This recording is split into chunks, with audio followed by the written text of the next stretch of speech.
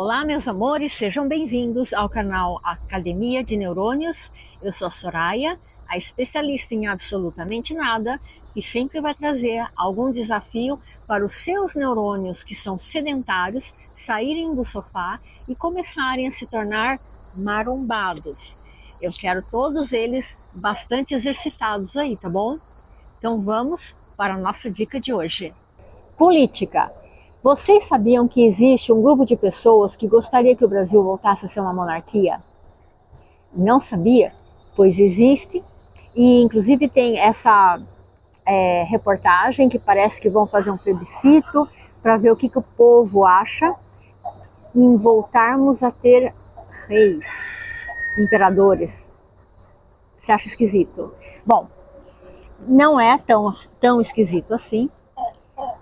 Tem muitas pessoas que estão insatisfeitas e elas acham que ter um rei seria uma forma mais, uma melhor forma de ter um dirigente. E eu vou trazer alguns componentes históricos baseados em algumas biografias para a gente conversar sobre isso. Bem, para você que não está entendendo e está achando que isso daí é piração de alguém que caiu da realidade, sim, existem muitas pessoas que são a favor da monarquia aqui no Brasil. Temos até alguns reminiscentes da família real aqui ocupando cargos na Câmara de Deputados. O Felipe de Orleans e Bragança, se não me engano, esse é o nome dele. Se não for esse o nome, eu vou colocar o nome certo dele aqui. E por que tem essas pessoas que gostariam que a monarquia voltasse? Principalmente agora que praticamente caiu de moda no mundo inteiro, né? Tem aí algumas poucas monarquias, a mais famosa delas é a da Inglaterra, mas só que na Inglaterra o príncipe, aliás o rei, né, o rei Charles agora, ele é uma figura decorativa. Na verdade, a casa real inglesa, ela serve mais assim para visitação de turista do que realmente porque vai mandar em alguém em alguma coisa. Essa aqui é a verdade. Então, por que essas pessoas querem a volta da monarquia aqui no Brasil? Simplesmente porque se você pegar a história do Brasil e o que pensavam os imperadores Dom Pedro I, Dom Pedro II, o que eles esperavam para o Brasil e o que eles fizeram também, você vai perceber que eles estavam muito interessados na melhoria da condição do povo e do país e de transformar o Brasil numa referência internacional, numa potência até. O próprio Dom Pedro, ele era um dirigente que se importava muito com novidades, com as tecnologias que estavam surgindo no final do século XIX. E tudo isso que eu estou falando aqui é trazido, né, nas biografias do Paulo Risutti. Recomendo imensamente que vocês leiam. É bem gostosa a leitura, embora os livros sejam grandes, tá? 500 páginas aí brincando.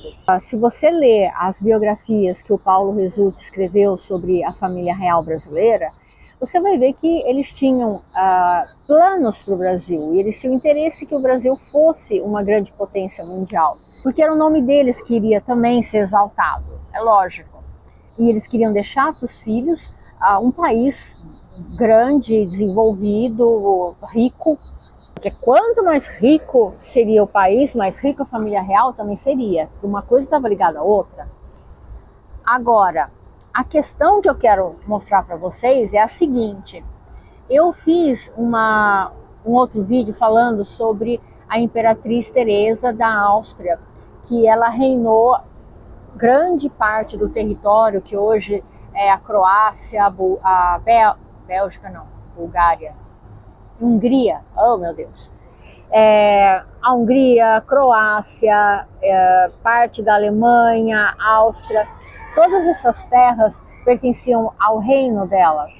E ela fez grandes mudanças e muitas melhorias ali para o país, para o reino. E graças a muitas coisas que ela fez lá no século XVIII, hoje A Europa, aquela região, é muito desenvolvida, muito culta, tem um excelente DH. Então, assim, não é do nada. Um dirigente, um bom rei, ele fazia grandes progressos, a nação inteira ganhava com isso. Mas a questão é a seguinte: as casas reais da Europa, as famílias, elas educavam seus filhos voltados para dirigir o país da melhor forma possível. Por quê? Porque apesar do rei, mesmo sendo absolutista, que era o caso da Imperatriz Teresa, mesmo ela tendo todo o poder do mundo, ela sabia que isso era balela. Porque se o povo acordasse um dia e resolvesse ir lá caçar a cabeça dela, isso ia acontecer mesmo, tá?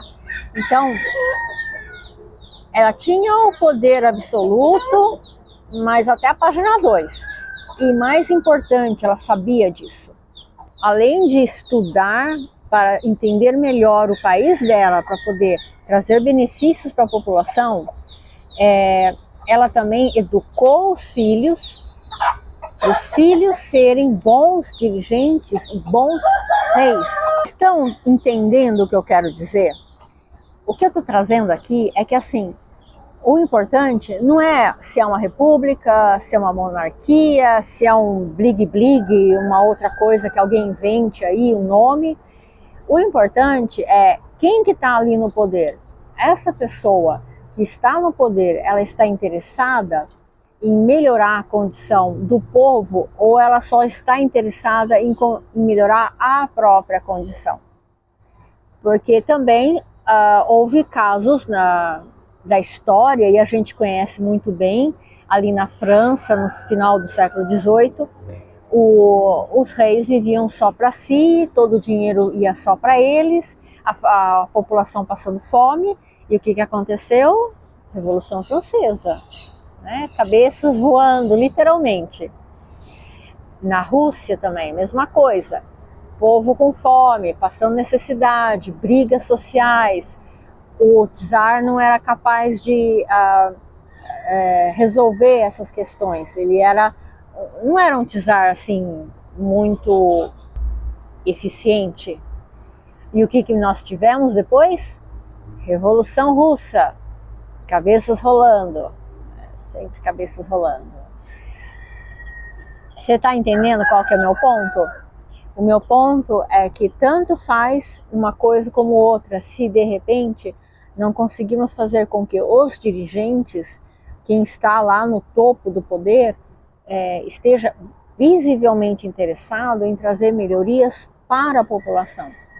Historicamente, toda vez que um grupo se isolou lá no topo, no alto do Olimpo, mantendo-se apartado do povo e só benefícios para si mesmo, eu e mais eu e mais eu, a coisa não acabou bem. E outra coisa que eu estava lembrando aqui sobre monarquia, é interessante quando você estuda as casas reais, né, da Europa, você vê a quantidade de intriga que tinha. E assim, era um tal de rei morrer de repente por causas estranhas. E também não dava para confiar em ninguém, porque às vezes o teu irmão já estava ali de olho no seu trono. Então nem dentro da sua família você tinha paz. Não era uma vida fácil, gente, não era mesmo. Eu vou pôr o link aqui desse videozinho que eu fiz sobre a Imperatriz Teresa da Áustria, para vocês terem mais ou menos uma ideia de quem ela foi. Eu gosto de falar dela porque ela foi a bisavó da nossa Imperatriz Leopoldina. Então, o que eu quero trazer aqui? Havia nos monarcas e nos herdeiros das monarquias a educação que eles recebiam de que eles precisavam ter conhecimento e eles precisavam governar para o povo também. O povo precisava ser beneficiado. Não era só sentar no trono lá e ficar ganhando presentes e comendo, bebendo o dia inteiro. Não era isso. Ou seja, essas figuras, esses monarcas, eles eram pessoas extremamente cultas. O que falava duas línguas lá era o mais burrinho da turma. Normalmente se tinha que saber latim, e você sabendo latim, automaticamente você já sabia falar alemão, porque alemão e latim são muito parecidos. Então era latim, o francês, muitos sabiam inglês, italiano, dependendo de qual região que eles, da onde vinha a família deles, eles sabiam 3 ou 4 línguas ali da região. E além disso, a história, o grego também, alguns sabiam grego, muitos tinham lido vários filósofos antigos, estou falando dos filósofos gregos, enfim. Alguém que queria ser o monarca, ele precisava necessariamente ter uma grande educação. Não podia simplesmente chegar e, eu vou ser porque eu sou um cara legal. Não, não era. E mesmo que algum cara legal subisse ao poder, tinha pelo menos uns 10 ali que iam derrubar. E derrubar na monarquia significava, sabe, arrasta para cima. Era isso.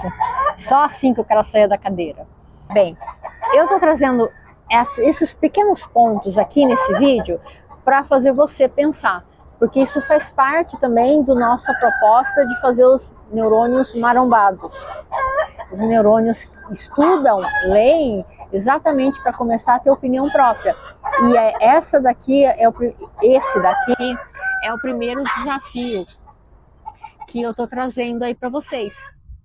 É algo que está acontecendo, é contemporâneo aqui no nosso país. Já linkei com algumas leituras que vocês podem fazer para terem a sua opinião. Por isso que eu não vou dar a minha. Vocês aí que lutem para pensar. Bem, por hoje é só, pessoal. Espero que vocês tenham gostado da minha dica. Comentem aqui o que vocês acharam, dá um joinha para ajudar o canal e se inscrevam se você não é inscrito, ajuda muito aqui o meu trabalho. Beijos e até a próxima!